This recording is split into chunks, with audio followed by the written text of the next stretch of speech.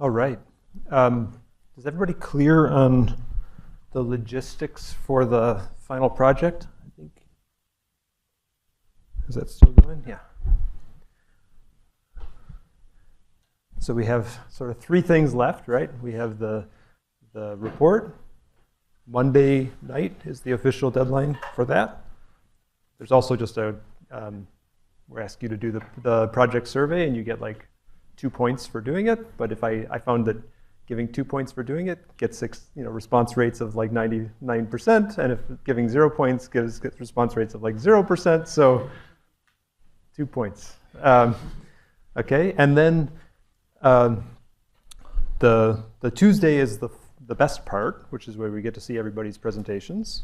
And it really is awesome to sort of see what works, what doesn't work. I think you learn a lot about seeing the things we've been talking about in class, and people actually went to make them work. And it's a really good way for me to learn the pain points, the success stories. And I think you get a lot out of it too if you watch the other people. So please come on Tuesday. The videos need to be uploaded by noon for me to have time to stick them in a slide deck so that we can all watch them efficiently on Tuesday afternoon.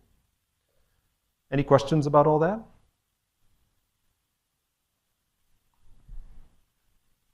I'm excited to see what you come up with. I've been hearing good things from the TAs, so please keep asking questions.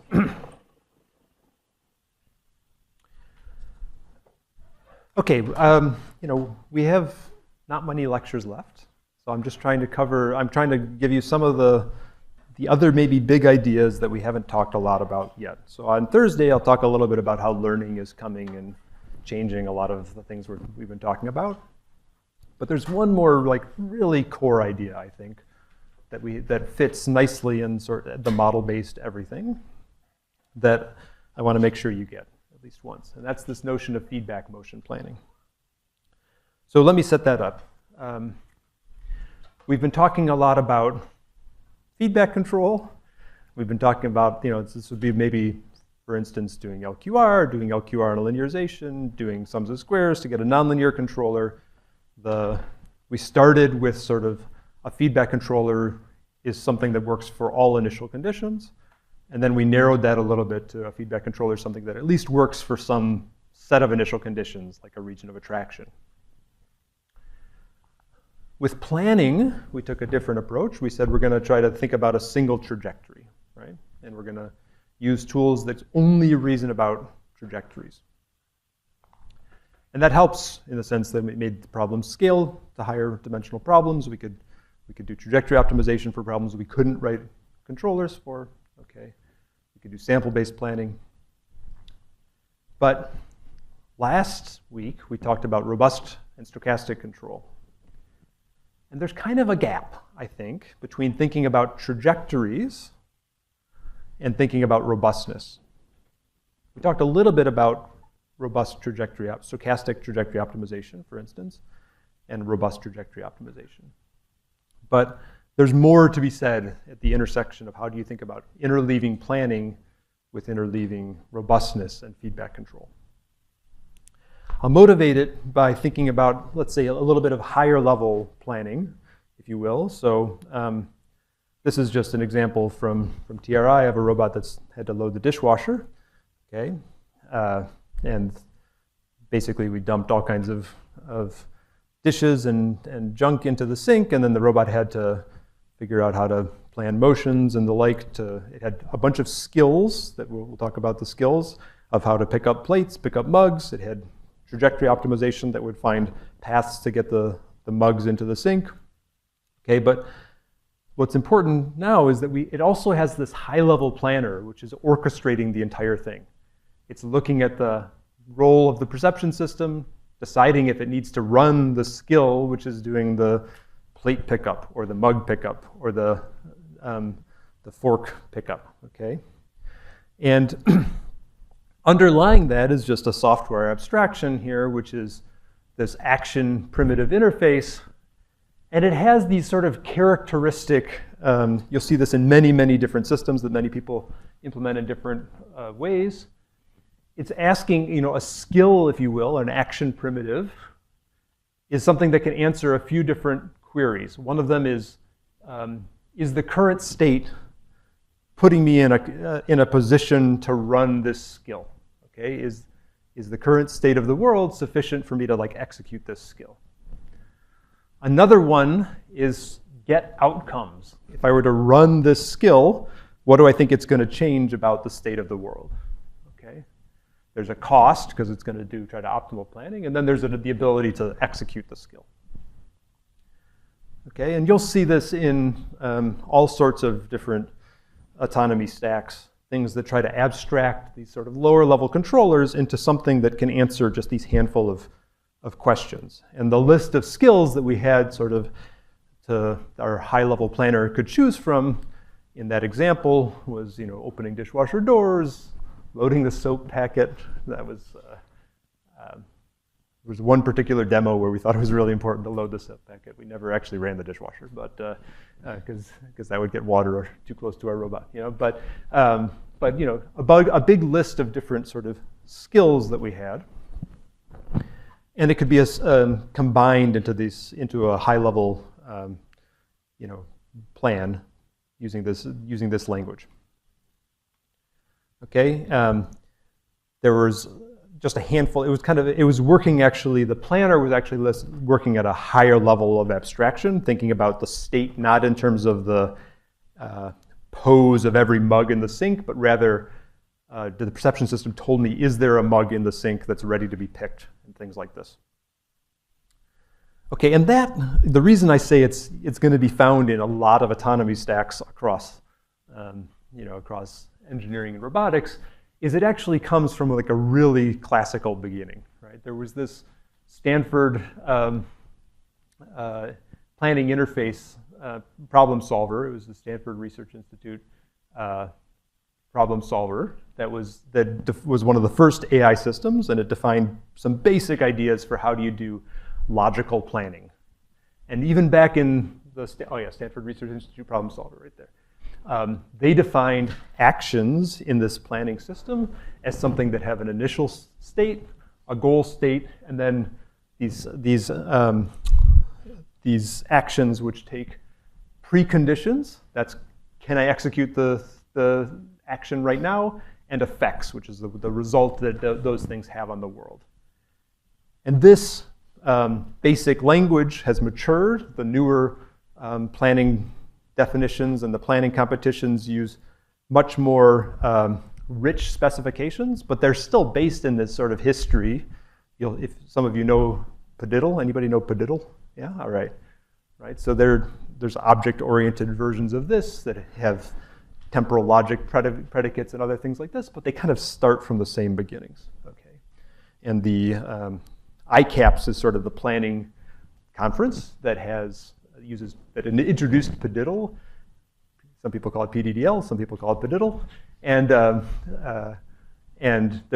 hosts a series of challenges. And these planners that work on these specifications have gotten better and better and better and better.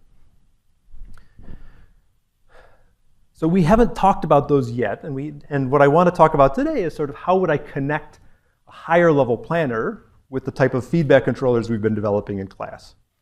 Okay. Oh, I should say, if you don't want to use a PDIDL planner, these days you can also use a large language model. Similarly, you can tell an LLM, for instance, these are the different skills I have. Please write some code that will execute these skills in order to make a long-term plan. And that's a pretty amazing thing that works in, I'd say, pretty surprising effectiveness, right? So code as policies is this general line of work that has made LLMs write code to execute low-level skills, and it's pretty awesome. Right? Google did this one, but a lot of people have built on that. Okay, so and the task level planner that we get by having that task level planner running online gives you sort of a level of robustness that you wouldn't have had before. So that was like picking up the mug, and then suddenly someone came in, and it's not as cool as kicking the dog, but you can close the dishwasher door, and the robot will set down the mug and go pick it up. So what we want is a way to take our beautiful feedback controllers and interleave them with a more complicated, higher level task level planner. this is the picture. This is the most important picture for today. This is sort of the feedback motion planning picture. And the core idea is that the tools we already have about writing controllers, about writing Lyapunov functions, okay, and thinking about regions of attraction on those Lyapunov functions, those give us an ability to lift our higher level control into an abstract state that allows us to think about composing different skills. Okay, so if I think of a controller as a skill and a Lyapunov function as giving me the rules of composition of these skills, then I can lift this up into a higher level problem. Okay, so we'll work through the mechanics of it, but think of this as a Lyapunov function. If my Lyapunov function guarantees that after some time evolves, I'm going to be in this smaller set, and if that smaller set leads to the region of attraction of my next Lyapunov controller, then I can start assembling these things together. Okay, so we're going to work through some of the mechanics of that, but it's a pretty powerful framework.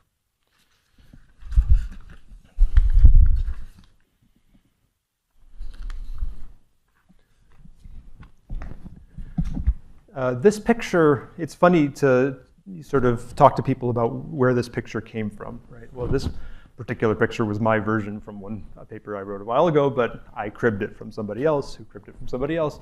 So I give credit to this work by Kodacek. It's Burridge is the first author, Rob Burridge, and Al Rizzi and Dan Kodacek wrote this great paper on sequential composition with funnels and Lyapunov functions.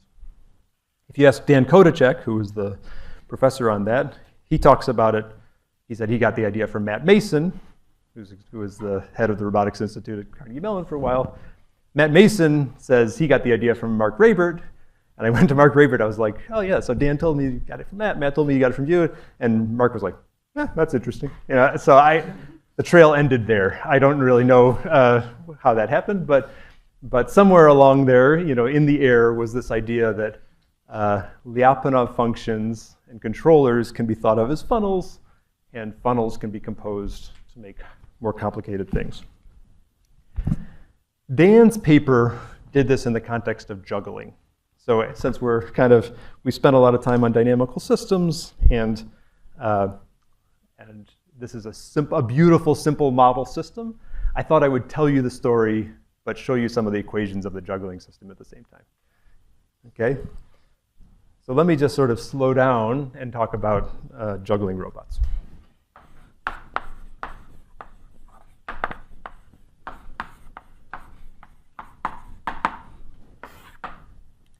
This is a line of work by Dan Kodacek,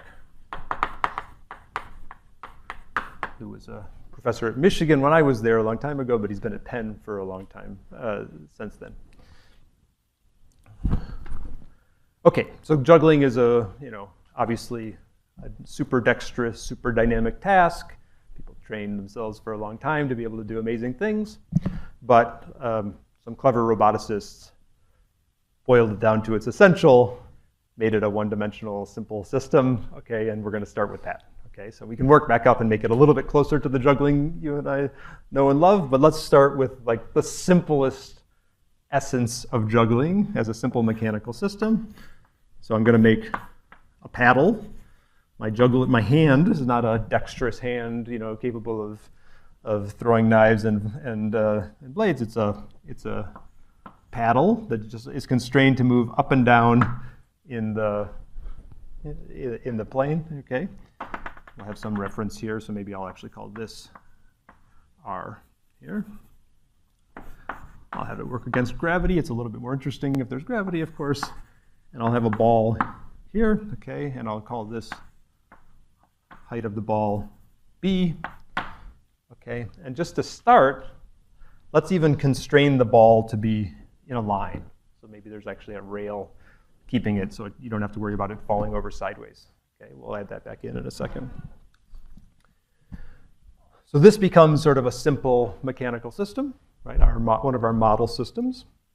The dynamics of the flight phase are trivial, right? So let's say I impact the ball, and then it's going to fly through the air. governed only by gravity, so ballistic trajectory, come back down. I'll assume that the collisions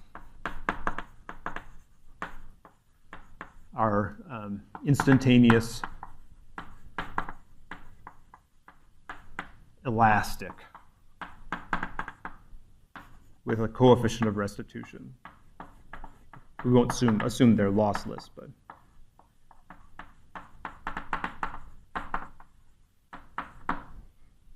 Okay, so every time I make a collision, the ball will change direction. It will have a little bit less, because of the coefficient of restitution. So, the coefficient of restitution is basically our sort of strange model of physics, right? But you say if two things are colliding with some velocity, their relative velocity after the collision, it's going to have the opposite relative velocity scaled by some number between 0 and 1. That's the coefficient of restitution. Okay, so if it's 1, then it gets all of its energy back in the normal direction of the collision. Okay, so we also assume the control is, we have velocity control of the paddle. We don't really care about the dynamics of the paddle here. So we'll control the velocity of the paddle directly. And then you get a system that sort of has a natural state space that's B dot, and R dot. Okay, I'm sorry, R. And U is R dot. And we're in the land of simple dynamics, impulsive, so it's an intermittent contact. So of course this sounds a lot like, I don't know, hopping robots or a walking robot. And the natural tools you might think of would be to have a Poincare analysis, right? We could do it at the collision, like pre-collision. We could do it up at the apex. Both are good, both work. Okay, we're going to do a pre-collision Poincare map.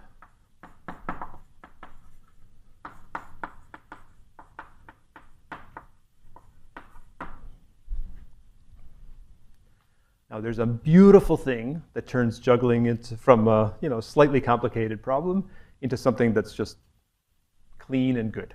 Okay, we're going to make the Poincare map, which looks like it could exist in at least 2 or maybe 3 variables like this, down to something even simpler. Okay, and that's this line of work for juggling called the mirror laws.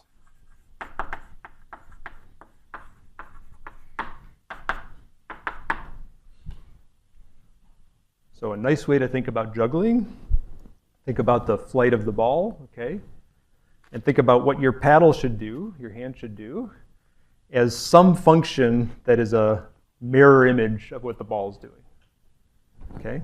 It can be a fairly general mirror, but the key property is that I want my R to be some function. It could be maybe a complicated function, but I want it to be dependent on B, and maybe I have kind of a negative here just to keep that clear. But so I'd like, in particular, when B is 0, R is 0, right? And basically, and K is positive in this case. So I'm going to go here, and if I do this, and I just impose that little bit of structure on my controller, then I get a beautiful reduction in the complexity. Why? Partly because I know every collision is going to happen when B equals R equals 0, and when B dot is less than 0. Okay, so the dynamics reduce to a one-dimensional map, which tells me B dot at the n+1 step is some Poincare map of B dot at the previous step, plus, let's say, the parameters of my controller.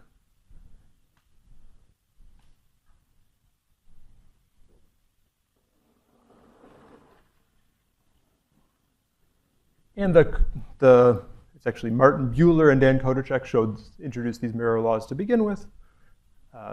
Martin is also a famous roboticist. He's done many things. He was the lead on big dog at Boston Dynamics after doing many other things. Okay, he gave a simple controller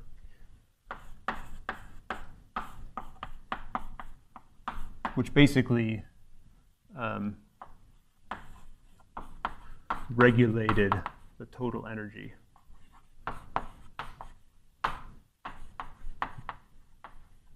It was like kappa 0 plus kappa 1 energy minus energy desired, something like this. And he showed that the Poincare map under this controller was this unimodal map, which is B dot n plus 1. It's another one of our, something you can understand completely. It's 0 at 0. That's the sort of resting case, not the interesting case. But there's a stable fixed point here and a convergence to that fixed point using all of our tools from Poincare analysis. Okay, so he made this very simple control law, basically with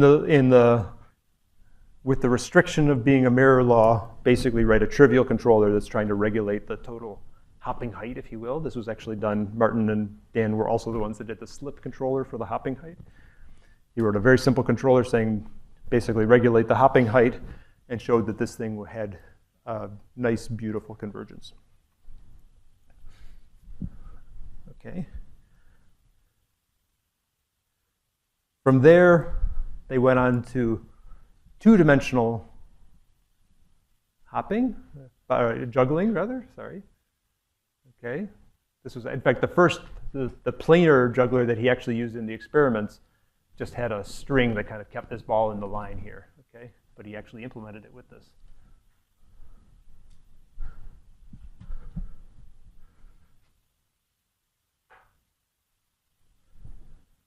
So it turns out that problem, which is a little closer to something real, is almost the same, okay? If I think about now,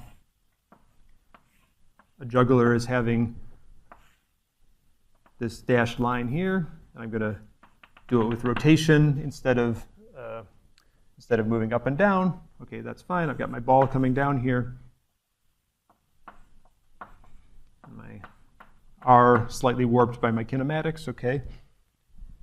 This is actually very elegant because, first of all, if I collide directly at 0, I've got my mirror law. I can regulate the hopping height just like I did before. But additionally, I can regulate the horizontal location of the ball because if I hit a little bit later, or say earlier, I guess, if the contact happens above the horizontal, then that's going to push the ball a little bit this way. If I wait, and if I hit the ball a little bit below the horizontal, that's going to push it this way. So just a super small modification on top of the mirror law allowed you to also regulate the side to side. Okay. And then it's sort of simple to say, to interleave those to get two balls juggling on the other side, on each side. Okay, so this is regulating the hopping height to that line, you see, but also regulating the side to side with just that linear term on top of the mirror law. Right. Very elegant set of results. And they tried to show that it was very robust.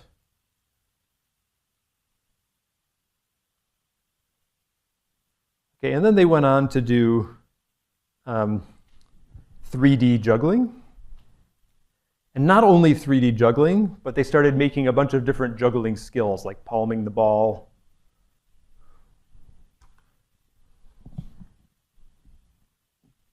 They catch it, they throw it. Do I have a second one for catching and throwing it? Yeah, here we go.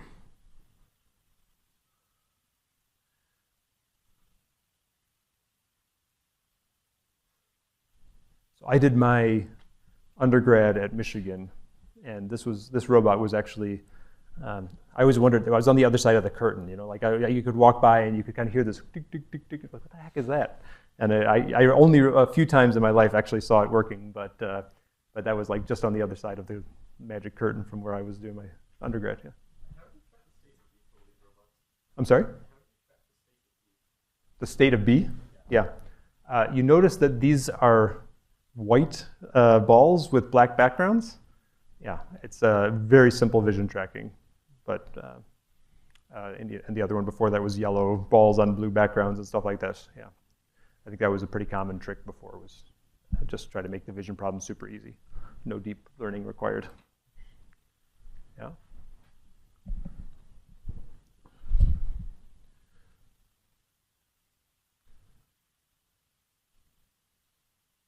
Can't remember if this also has. So they had versions of this that they would like put obstacles in, and they would kind of like juggle around obstacles. I think it was trying to be a kind of like, well, I'm going to do this, and I'm going to do this, and whatever. Actually, one of the students that worked on this, Noah Cowan, who's a professor at Johns Hopkins now, he could juggle, a lot of balls. I don't know how many, 5, 7, something like this, right? And he was the one doing the work. So he was always trying to push the limits on what the robots could do. Okay, so now put yourself in their mindset, where they've done sort of years of work building beautiful feedback controllers. Okay, they have an understanding of the convergence of those feedback controllers, right? They have a way to sort of shift the set points of those controllers. But now they want to put together like a performance where it has, transitions from catching to throwing. I want to maybe juggle the balls over here, juggle the balls over here, do one of these, whatever. How do you put together a performance that uses all that low-level control that you've built up, but does some of these more discrete planning? Okay, and that was the line of thinking that brought this sort of initial picture of, at least into the papers, of the Lyapunov function is a funnel. Funnels can be composed. Okay, so this was their paper, Sequential Composition of Dynamically Dexterous Robots. The Lyapunov function as a funnel, an idealized graph of a positive definite function over its state space. Okay, and the beautiful thing that they talked about, these of course could be, let's even just say we're going to try to stabilize a fixed point. But we need to maybe, in order to stabilize this fixed point, it might be that a controller exists, but it's very hard to write because it might involve a very complicated landscape, lots of different controllers. But if you have this notion of a simple controller is a Lyapunov function, and you can compose these, then you can start thinking about making better global controllers by composing lots of different local controllers, right? You basically increase the region of attraction of your entire system by composing multiple different additional funnels and being able to do sequential composition in terms of like accomplishing a performance.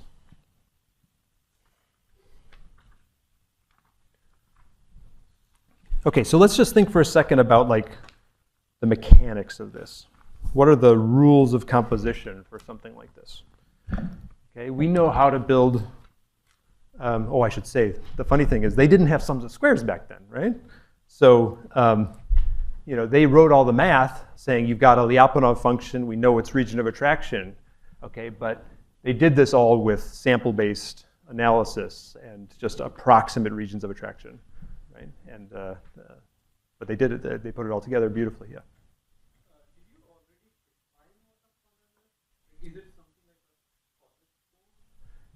So it's yeah. So we're working on that now. So but it's everything we already know about Lyapunov functions. Okay. So let's just think about the rules of composition. What's a funnel? Okay. So let's say I have policy 1 is a function of x, and let's say it's equipped with a value function that has been certified over some sub-level set like this. Okay, so this is a Lyapunov function. It satisfies the Lyapunov conditions for all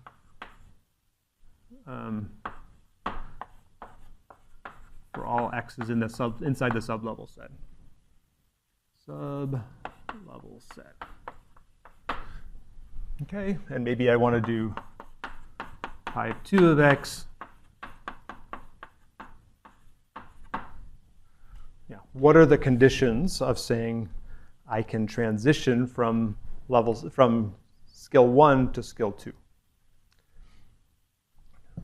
Okay, it's a little bit subtle. Let's just sort of, since we've thought about Lyapunov, we thought about robustness, let's just get that picture, this sort of sequential composition picture right. All right, I've got one Lyapunov function like this. Notice that they drew it like this and not like this, right? They drew it like this. And I actually think their picture is good, right?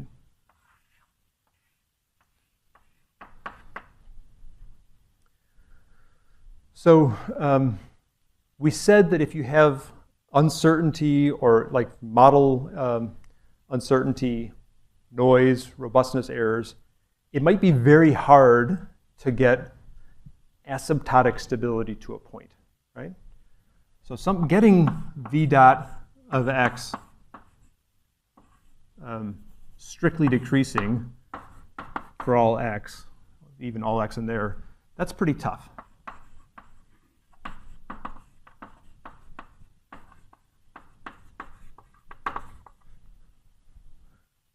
It's much easier to say something about invariance, right? Let me not write it like this, I'll just say. This is about convergence, this is about invariance, right?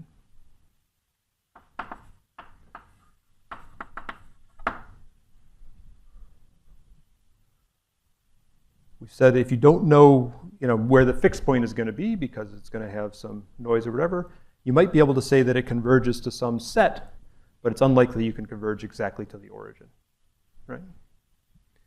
Okay, so I kind of like in this picture having this thing converge not to a point, but to some set, right?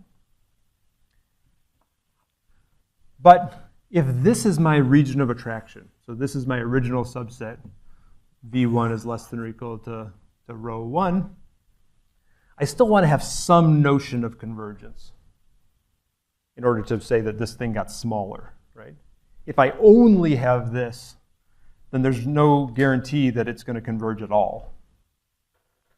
So I think a Lyapunov function that is good for a certificate that you might get out of sums of squares or something that is good for this sort of sequential composition probably has something, you might need to certify conditions like this, so something like this. You're saying that if v over x is rho 1, but maybe there's like a rho bar 1, like this, okay? And then v dot of x less than or equal to 0 if v of x less than or equal to rho 1. Take a second to parse that and to make sure that makes sense, right? For systems that have noise and errors and stuff like this, it's very reasonable to say I'm going to expect some amount of convergence, let's say to some sublevel set, call it this rho bar of 1, but then I don't expect to be able to certify going all the way to the origin, right? So I'll say convergence to some inner sublevel set, but not all the way to the origin. And as long as the sublevel set of V1, less than or equal to rho bar, is completely contained as the sublevel set of V2, less than rho 2, then I can expect to successfully transition between those two.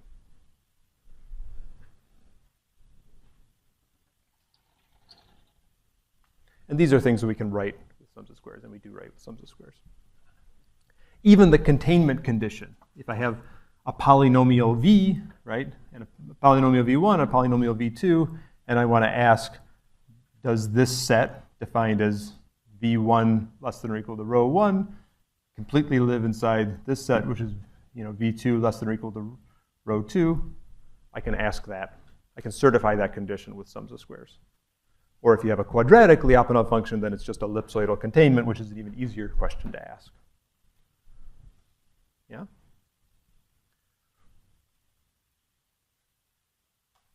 So these things, I think, do work with our Lyapunov function machinery, even in cases where you have robustness and uncertainty. There's another version that we've seen. So let's say we have something like this, but we also have, let's say, a trajectory, okay? And maybe we have a funnel around a trajectory here, right, through state space. You can imagine having designed a trajectory, for instance, a trajectory controller, a trajectory stabilizing controller, computed the funnel around the trajectory, right? As long as there is some time on that trajectory where the time-varying Lyapunov function sublevel set that you've certified is completely contained in here, then you can imagine transitioning between the two.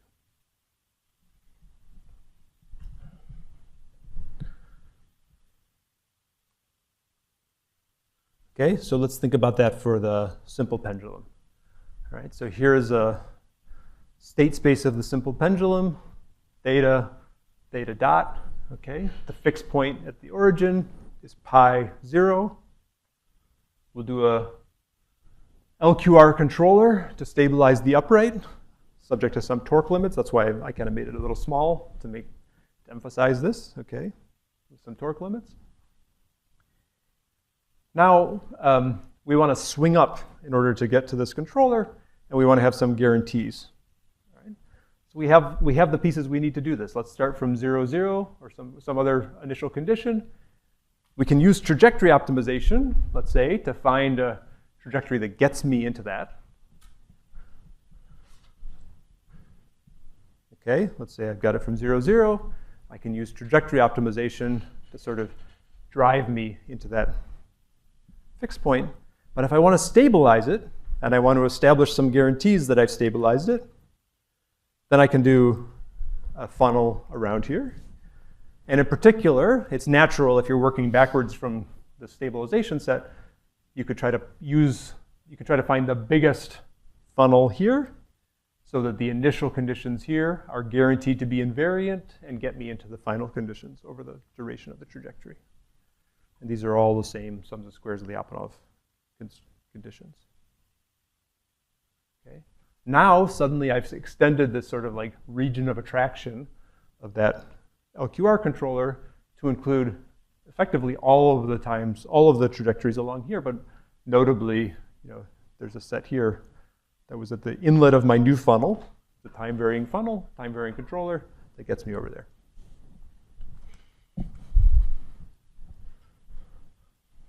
This was something I thought a lot about a few years ago, so I made animations about it. Yeah, kind of cool. That was time in the new axis, yeah.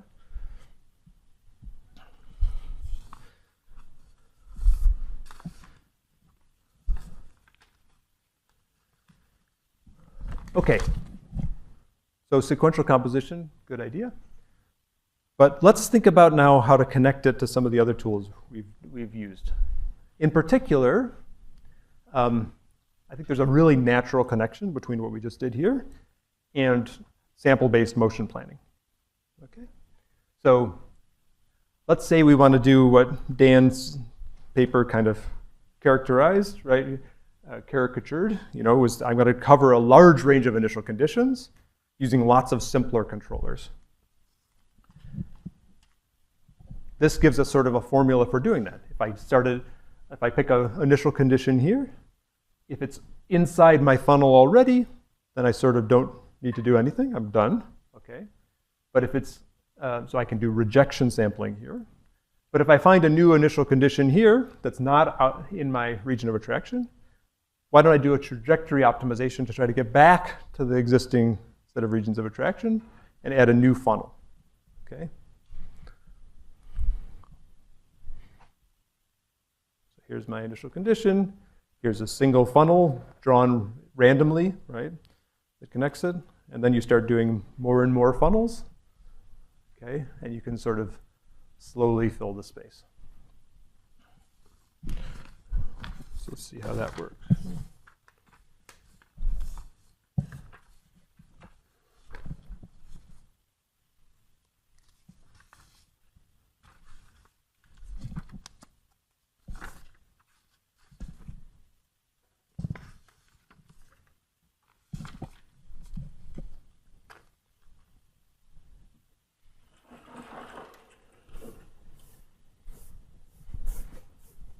The first version of this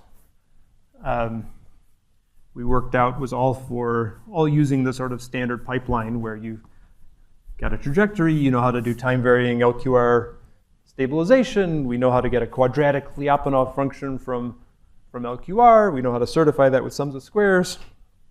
We're making trees, going back to the goal, so we called the algorithm LQR trees.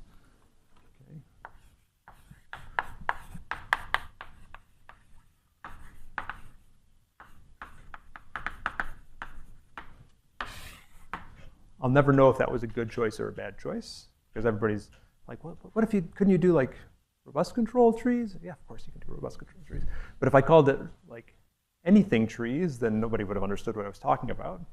So picked LQR, everybody understood it, but maybe didn't see the full generality of it in the name LQR. All right, so the standard recipe, you want to stabilize a fixed point from all initial conditions, for instance. Compute a time invariant, if you will, LQR controller at the fixed point. Compute the ROA using the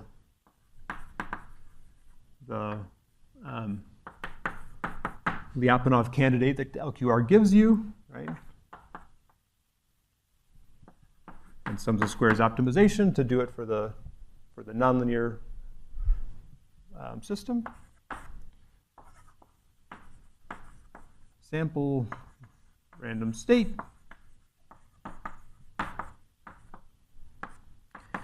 If already in the ROA,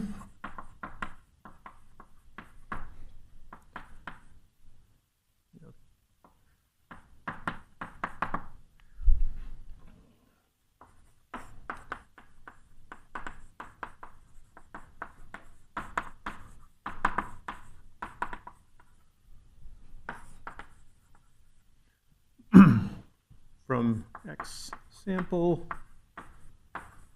back to the LQR tree. I'll tell you the details of that in a second. Okay, that was the important thing. Then you do the time varying LQR plus time varying SOS subject to containment in the final time. And then you repeat.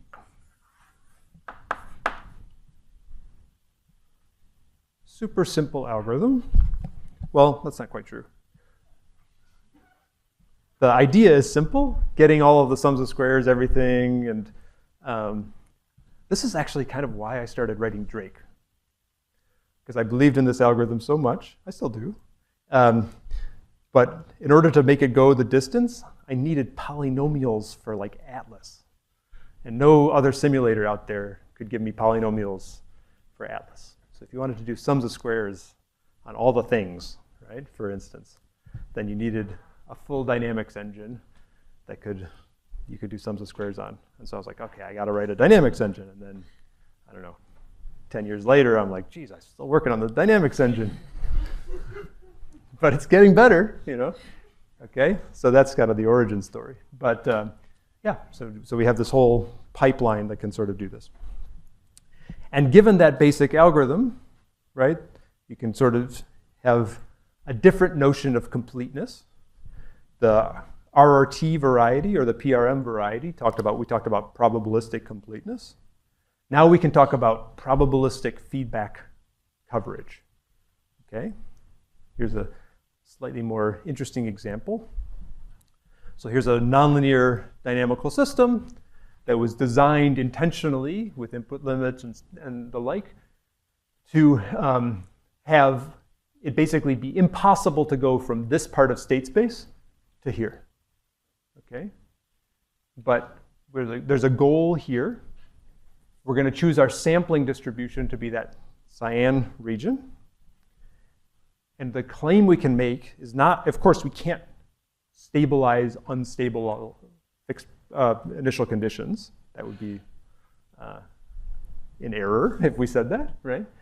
But what we can say is that the true set of possible stabilizable initial conditions, the set of states for which it is possible to drive the system to the goal, will eventually be covered by one of the funnels, right? If you rejection sample, even if you get these sort of smaller and smaller nooks and crannies that are not yet covered by your controller, you will eventually sample with them.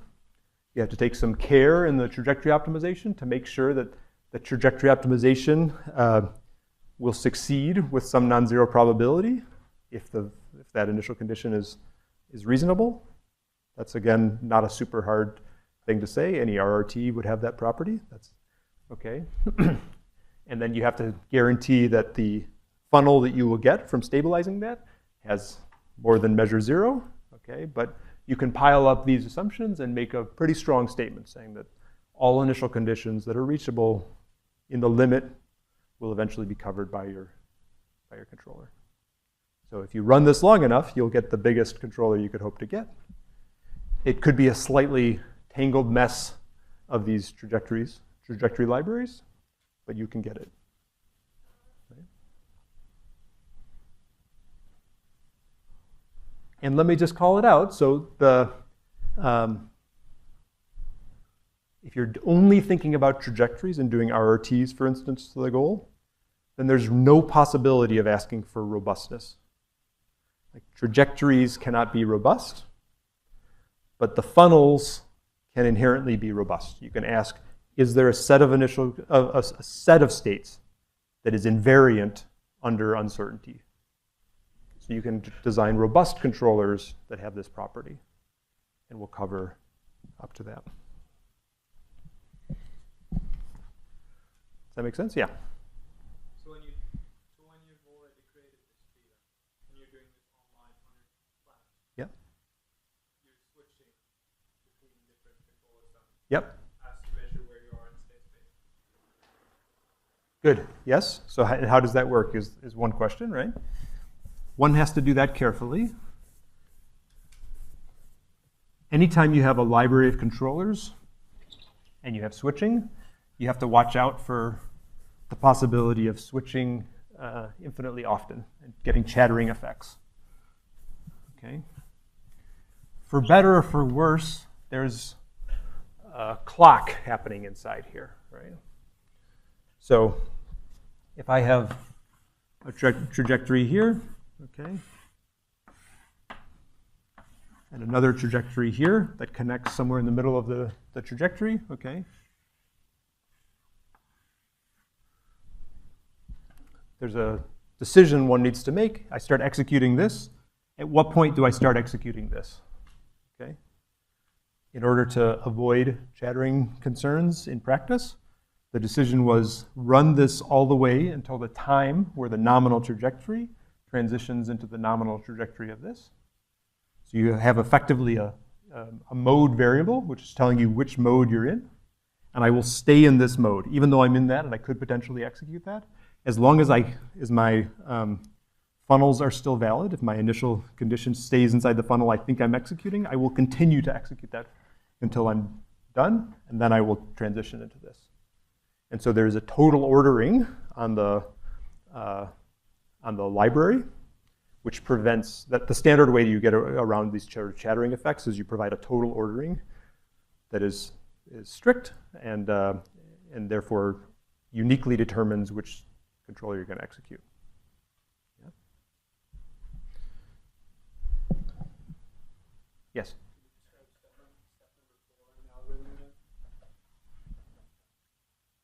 Good. So So I've done trajectory optimization to get this trajectory. I've done TVLQR to get a time-varying controller.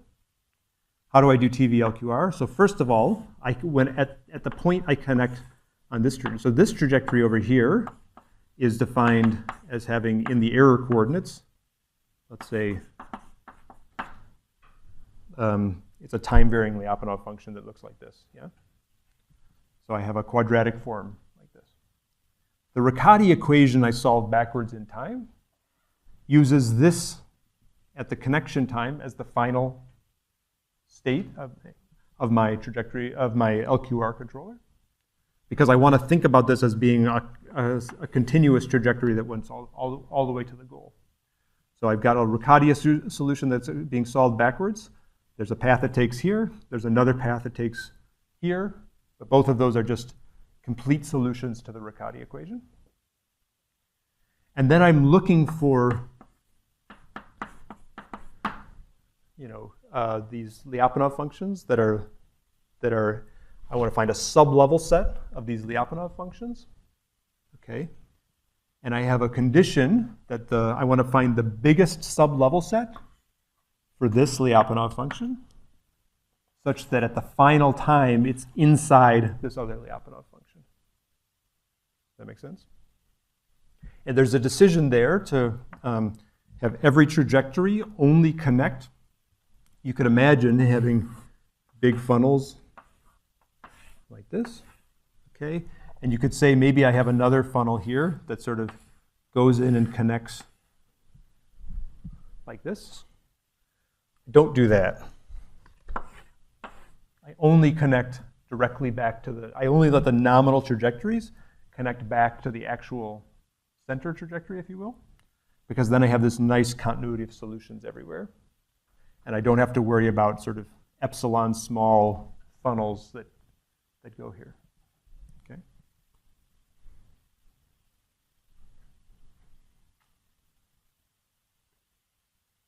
Yeah?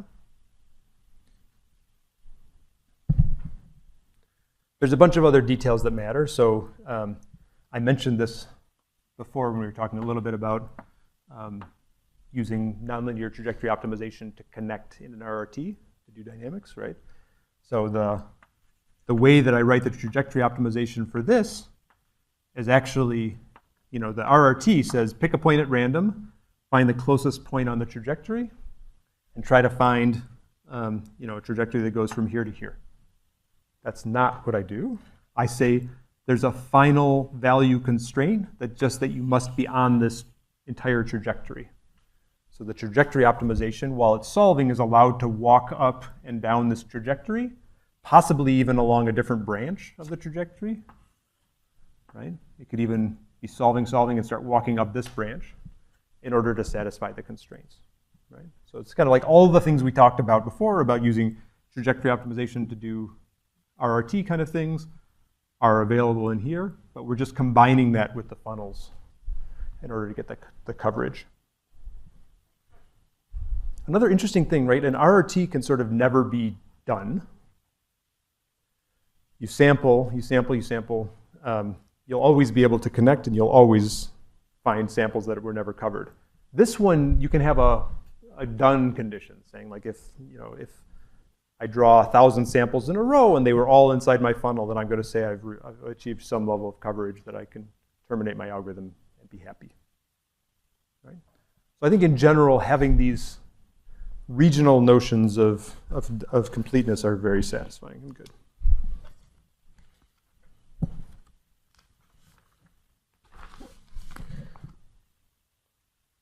Okay, so this works for all of our model systems. It's actually, I think, the best controller I can offer, the most general sort of algorithm I can offer for stabilizing the model systems. You can use carpole-specific tools, but if you just want to bring a general hammer, and solve nonlinear control problems, certainly smooth nonlinear control problems with large range of initial conditions, this is a very good set of tools.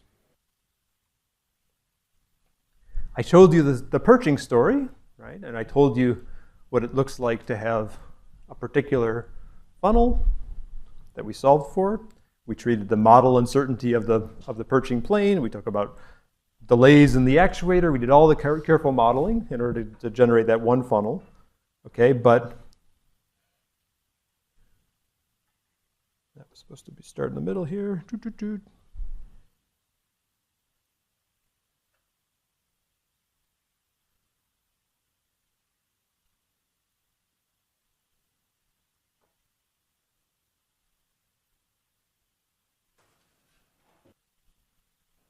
To get a huge range of initial conditions to make sure that we can always land on the perch, including hand thrown. Right. By throwing the glider by hand. Our results demonstrate that the LQR tree approach can achieve incredible robustness to initial conditions variation.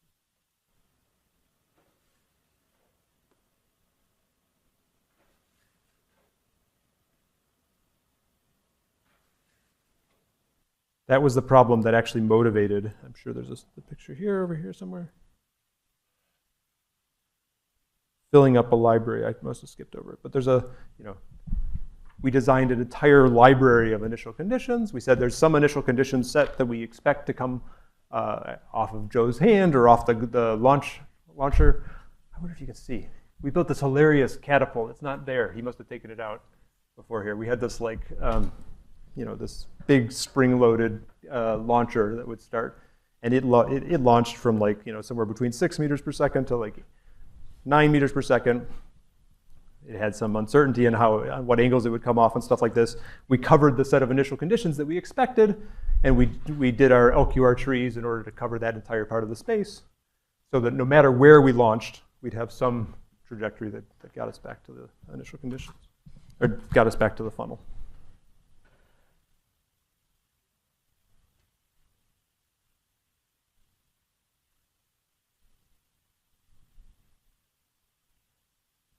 Okay, fast forward to walking.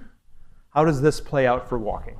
Okay, I actually think it's pretty natural, right? So we talked about making the stable periodic solution of the compass gate. We could compute the regions of attraction around the hybrid limit cycle using the same sort of sums of squares tool. This time we're trying to find a periodic Lyapunov function, and then a region that is periodic and closed on itself, right? Including the jump discontinuities from this. And now, if you want to build, so this is kind of my nominal, when things are going right, I'm using this controller and I'm staying inside this sort of Lyapunov function. But if I want to make it more robust, then I pick new random initial conditions. If they're outside my nominal walking controller, then that sort of says I need to make a recovery maneuver that's going to get me from that initial, it could be standing still, it could be whatever, that's going to take me from that back to my nominal limit cycle. And this gives me a recipe to sort of fill the space with nominal controllers that will give me a more global notion of robustness. Right? Now, I don't think it's ever been published, but so Al Rizzi, one of the people I called out who did the sequential composition in the juggling, he was a professor at CMU. When Boston Dynamics started doing robots again, he went to Boston Dynamics. He led a lot of important projects. He was very involved in SPOT. And the word on the street is that that sequential composition of funnels is the dominant control paradigm for SPOT's controller. That they have a nominal set of gates that have big funnels associated with them. They fill the space of things that they've seen in the world with new recovery maneuvers. I don't think they're using sums of squares. That would have been awesome. But I don't think they're actually using sums of squares. I don't think they're certifying it, but they're doing maybe a more statistical version of that, right? Of empirical estimates of, does this controller work over this set of initial conditions? Then I'll execute this controller, right? And they built up an incredibly robust platform, right?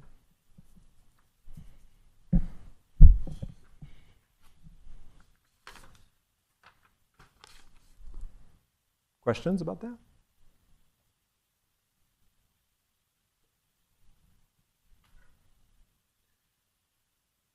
Okay, and the last piece of it is you can use these sort of tools to do online planning, right? So we talked about in the robust motion planning idea, we talked about projecting, for instance, boxes for linear systems through to do sort of a tube MPC approach. For nonlinear systems, sums of squares can give the same sort of reachable sets. And that works very well, but it tends to be offline.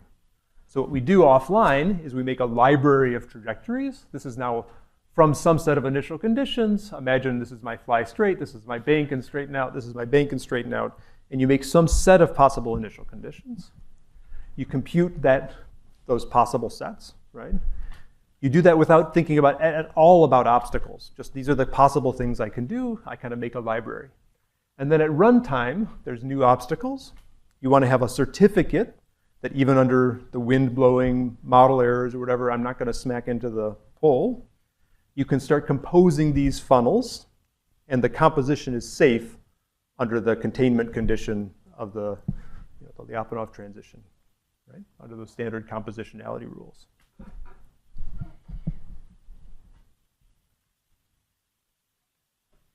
So all kinds of things you can do. You can take the funnel library that you compute offline. If it's going to like plow through the obstacles in your polygonal forest, right? Then one of the things you can do is you know that every sublevel set of a Lyapunov function is also a viable invariant set. If you have, depending on which conditions you've satisfied, so you can sort of trim down your funnels at runtime to be able to still be useful, but just more limited, because if you have convergence, then this sublevel set is also stable. So you can do sort of runtime adjustments of your funnels, okay? There's also some trivial invariance in a vehicle, right? So that if I have a funnel that starts with x equals 0, y equals 0, and does this particular thing, then if I translate a little bit to the side, I can translate the funnel, right, and get the same dynamics because my coordinates it's a cyclic coordinates. My dynamics are translation invariant. They're yaw invariant, right? And so you can take your parametrized funnel libraries and apply these different rotations, and it becomes an online planning problem, a bit more like our high-level strips and PDDL kind of planners, to take these containment conditions and find a set of funnels in your library under the possible changes that satisfy the compositionality and get you through the forest, right? Ani had a fantastic line of work that he spent I'm going to show that a video again because he spent a really long time projecting the sums of squares funnel onto the video, right? To make sure that looked good and worked.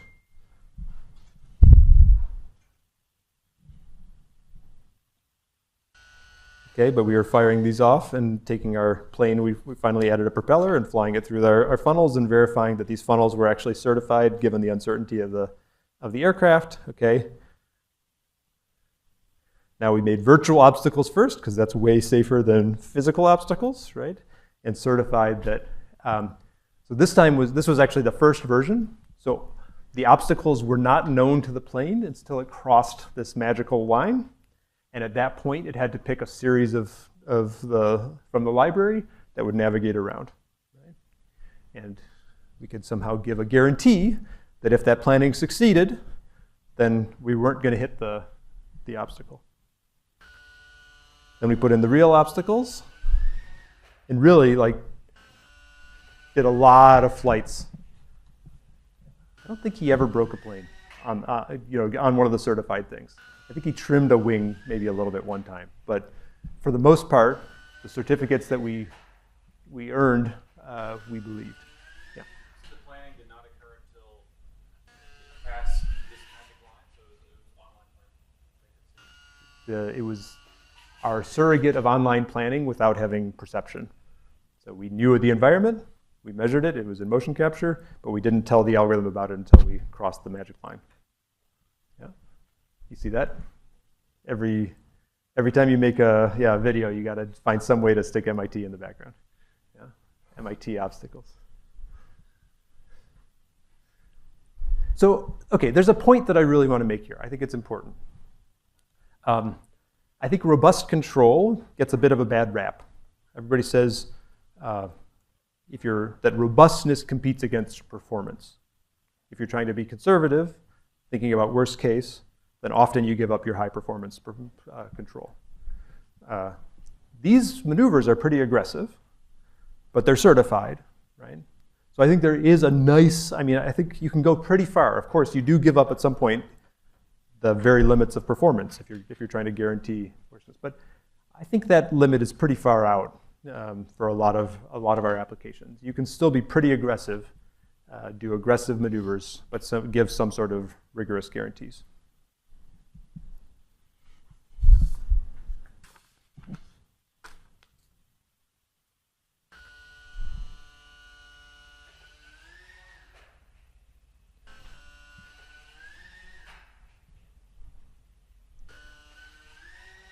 So I actually think this is a pretty good solution for a lot of problems. The only thing that it doesn't address nicely, in my mind, is perception. The problem is that perceptual errors do not manifest themselves, in polytopic uncertainty. Like if you have a deep perception system, it doesn't make Gaussian noise. It doesn't make polytopic noise. Kind of assumptions go very far. So the big change that I made in our line of work that took me away from this a little bit was only because I thought to get into real world, I really have to think more deeply about perception. And we've been integrating more and more of that into our workflows. But in systems where state estimation works well, I think this is a pretty powerful pipeline. It's got a little heavy sums of squares component in the middle. Getting all the details right takes work. Okay. Takes work on the numerics. It takes work on getting all the details right. But we got to the point where we could really apply this to a lot of systems. Are the dynamics and the optimization linearized the whole time? You don't have to deal with the nonlinearity? The trajectory optimization treats the nonlinear dynamics, right? It's nonlinear trajectory optimization. And it does it online. It does the nonlinear. No, sorry. Okay, good. So in this case, this is we make trajectory libraries. So the trajectory optimization is offline. The Lyapunov certificates, which sums of squares, are also treating the nonlinear dynamics. The LQR is the linearized dynamics along the trajectory. Okay, but online we've lifted ourselves up to have this funnel abstraction. The dynamics are all embedded inside the funnel constraint. So it's just a matching problem of sticking the tubes together at runtime. No more dynamics. Mm-hmm. Yeah.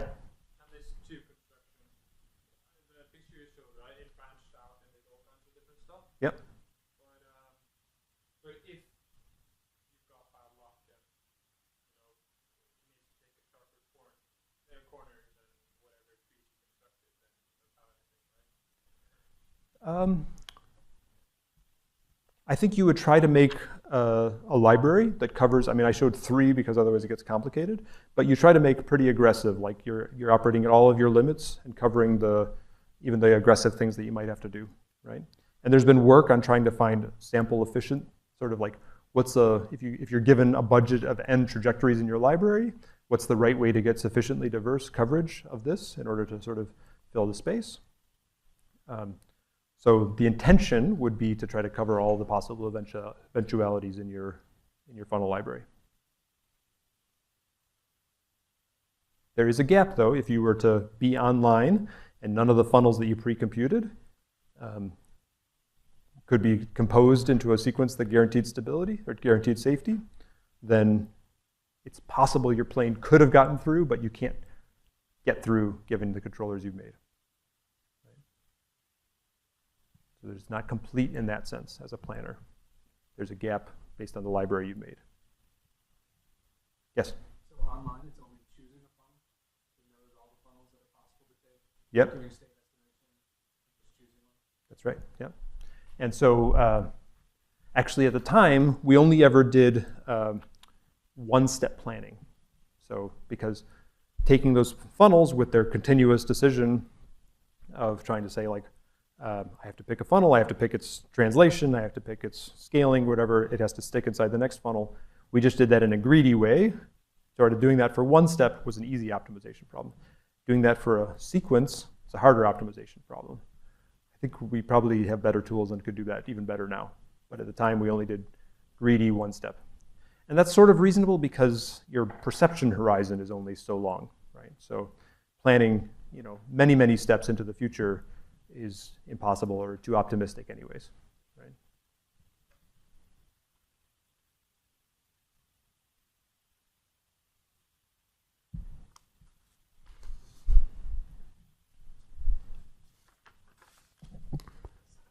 Yeah.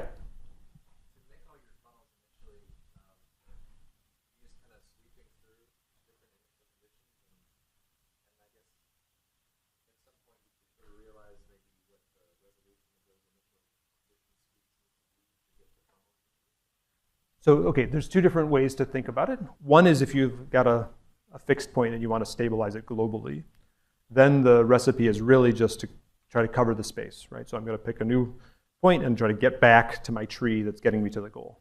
That's the sort of backwards view. I've got a specific goal, go backwards. The flip side of trying to make a runtime library is sort of the forward view, where I've got a particular initial condition, maybe a set of initial conditions, and I'm going to try to cover the space going forward that I might want to reach to. But the set of tools is basically the same, right? You might be worried more in one way or the other about like the efficiency, the number of funnels you use to compute, how big of a trajectory library can you manage at runtime with computation budget, but that's the philosophy, right? And you can, in both cases, try to get a sort of a coverage guarantee in a probabilistic sense. Every state that I could reach is reachable by one of my funnels. Yeah. Yes? Did you ever intentionally try initial conditions, what the inside one of the funnel would fail? We definitely tested the boundaries on the perching of those funnels. We were trying to succeed, not to fail, but so the success story for that was that we could find initial conditions that would still accomplish the task that were outside our funnels, right? So I'm sure we found trajectories that failed outside the funnel, but those weren't the ones we were excited about. So my memory faded on that one, right? Test the edge of it, right? Yeah. One side or the other. Yeah. Fails here. But the funnels are all conservative on the inside, intentionally, right? Every choice is made to be a guarantee on the inside, right? So there exist trajectories, initial conditions outside those funnels where the controller still gets you to the perch. Yeah. And there's certainly some that you just miss. Mm-hmm. Yeah. Can you connect this to like the dishwasher sorting problem? Because here the state is determining which funnel you're taking, but that's more high-level reasoning. There's something not distinctly a part of the degrees of freedom of the arm that's determining which funnel that you're going to take. Okay, awesome. So that's a great way to end, actually. So let's play this out for the dishwasher, and because that is part of the transition that I made that helped me see the limits of this, I think, right? So if I know the state of the robot and the state of the dishes, then I have a skill that moves the state of the dishes, right? And I can reason about it completely with this, okay? But now I have to perceive the state of the dishes, right? And there's a pile of dishes, and I can't really see the state of the lower plate if I'm manipulating the top plate and stuff like this. And that's where this stuff starts to break down, okay? But in cases where perception is good, state estimation works well, then I think what you said is true. I can now build a high-level task planner using this sort of rules of composition where the funnels abstract away the continuous dynamics, right? And I become a high-level task planner that composes these things. It's bottlenecked by perception. And I would say there's like lots and lots of people have a sort of skills framework, and people will learn the initiation set, learn the funnel. Some of them use, sums of squares is maybe the extreme version of this, but you'll see skills framework in a lot of different literature and a lot of different cases, right? What we'll talk about next time is sort of more going towards the foundation model version of the world, right? And I'd say one of the big changes that has happened there is instead of explicitly making low-level skills that are componentized and have to be assembled in sequential composition, we're making ginormous neural networks that can do all the things, right? And there's a reason to like that, and there's a reason to be a little afraid of that, okay? But we'll talk through those next time. So I've heard people exclaim, like with exclamation points, that one of the great things that happened in the sort of foundation model is we're finally getting rid of the skill framework, I've also heard the people that are most in favor of the skill framework saying that those neural networks will never work because they haven't got the compositionality that you get from skills. If you want like combinatorial generalization, then having the ability to have skills chunked, which can be recomposed in new purposes, inserts some sort of compositionality that allows you to generalize to more tasks with less data. So there's a tension here. Do you throw it all? Do you throw the compositionality away, or do you embrace it? And I think we don't know the answer yet. There's a battleground with people taking sides, and we're going to find out in the next couple of years. Yeah.